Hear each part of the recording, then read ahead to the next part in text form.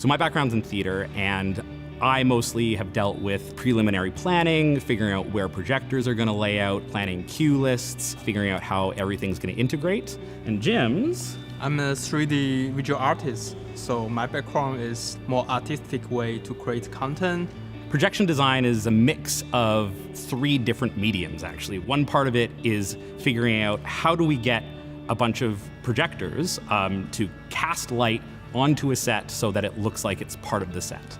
And then there's this computer programming part of it, where we figure out how do we put content, and the content could match with the story, match with the thing, can work with the audio, light, and the action together. And then the third part is actually making imagery. We have 2 types of content, real-time and pre-rendered.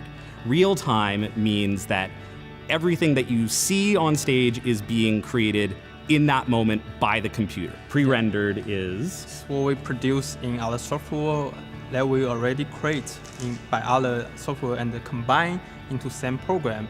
basically if you've ever gone and watched like a Pixar movie, that's all pre-rendered visuals. Yes, we have different pieces of the set, so I have different content on different pieces of set.